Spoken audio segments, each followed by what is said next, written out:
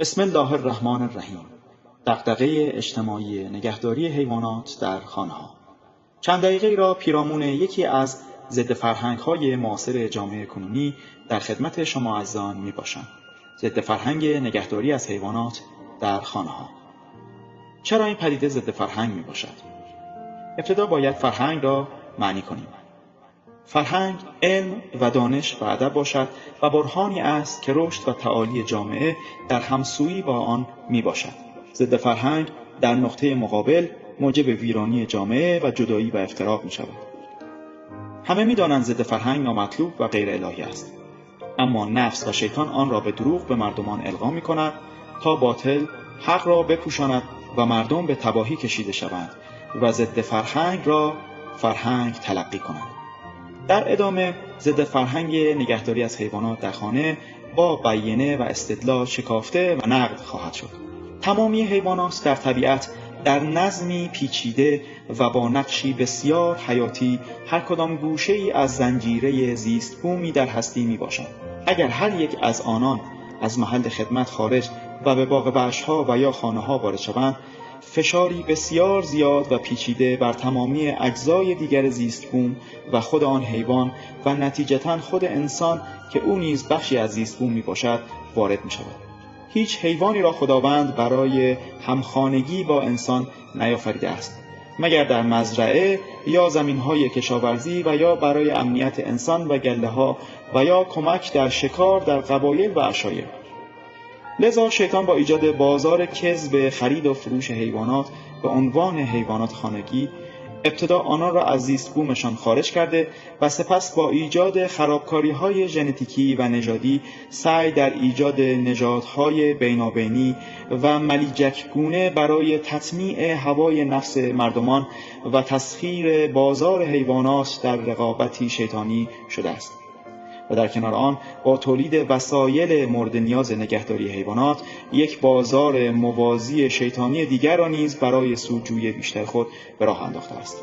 داده‌های علمی و پژوهشی متعددی پیش‌فرض آنکه نگهداری از حیوانات خانگی مثل سگ و گربه برای بهبود سلامت روانی افراد و اجتماعی سازی کودکان مفید است را زیر سوال بردند. در حقیقت تمامی اخبار و رسانه‌ها برای رونق صنعت حیوانات خانگی نوکری می‌کنند، اما مطالعات چیز دیگری را نشان می‌دهد. در برخی مطالعات که در آنها فقط شرکت کنندگان سالخورده مورد بررسی قرار گرفته بودند، هیچ تأثیر مثبتی را از داشتن حیوانات خانگی گزارش نکردند. همچنین پژوهش‌ها نشان دادند مردان مجردی که با حیوان خانگی زندگی می‌کنند علائم افسردگی بیشتری نشان می‌دهند. در کنار افسردگی، بسیاری از بیماری‌های مشترک در بین حیوانات و انسان موجب آسیب‌پذیری انسان در مقابل امراض و تضعیف ایمنی بدن او علی الخصوص در کودکان شده است. کرم نواری دیپلیدیوم کنیوم، کرم گرد توکسوکاریازیس، اسهال کمپیلوباکتریوز، بیماری انگلی توکسوپلاسموس، هاری، بیماری گربه خراش و بسیاری بیماری‌ها و انگل‌های مشترک بین انسان و پرندگان و سگ‌ها و گربه‌ها.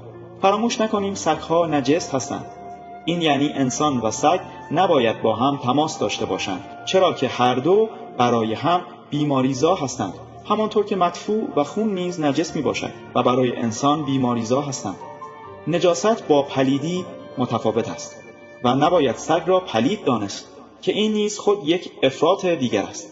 سلوک نبوی علوی دینی در راه میانه و اعتدال است و پشت تمامی احکام و دستورات آن حکمت‌ها نهفته است. در نهایت نگهداری حیوانات در خانه به عنوان حیوان دوستی دقیقاً دروغ شیطان و نفس است در فرار انسان از طبیعت خود به دلیل جهل مرکب، همان پدیده‌ای که مدرنیسم موجب آن شده است.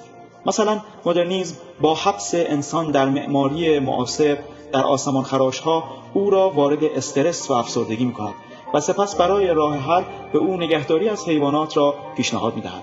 زنجیره‌ای بسته از اشتباهات و جهل مرکب و تباهی که نمود آن را در همان جوامع پیشرو در مدرنیسم می‌توان یافت.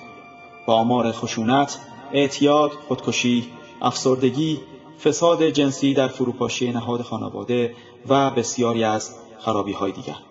معمولا افرادی که از حیوانات در خانه نگهداری می‌کنند دیرتر ازدواج کرده یا اگر زوج هستند دیرتر بچه دار می‌شوند یا به تک فرزندی اکتفا می‌کنند و این چنین طبیعت انسانی خود را فراموش کردند، غافل از آن که فرزندداری و ازدواج هر لحظه‌اش نیکوکاری و عمل صالح میباشد.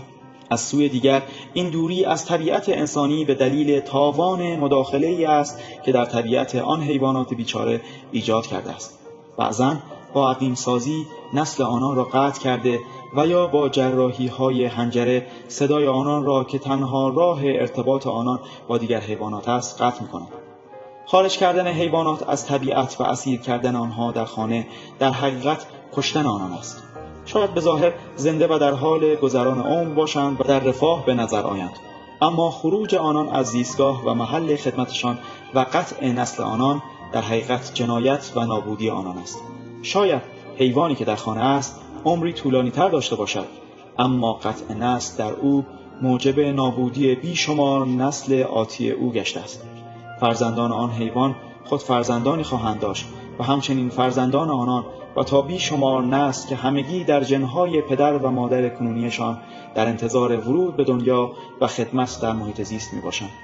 این جنایت در نقطه مقابل ادعای دروغین به ظاهر دوستداران حیوانات در نگهداری آنان در خانه ها می باشد. دم از حقوق حیوانات می زند و با یک حساب ریاضی ساده از به دنیا آمدن هزاران هزار نسل با کشتن آنها پیش از تولدشان در عقیم کردن والدینشان نسل کشی می کند. بردهداری معاصر حیوانات در خانه نوعی از برهم زدن توازن در طبیعت است و شاید در ابتدا فانتزی و جذاب به نظر آید، اما آسیب دو طرفه را شامل حال هم انسان و هم حیوانات بیگناه می کند. اگر حال کنونی انسان در جوامع به خصوص مدرن خراب است و برای پیدا کردن حال خوب هزینه‌های گزافی را پرداخت می‌کند، به دلیل همین فشاری است که بر طبیعت وارد کرده است و یکی از همین فشارها نگه داشتن حیوانات در خانه‌ها میباشد. سپاس از همراهیتان. یا علی.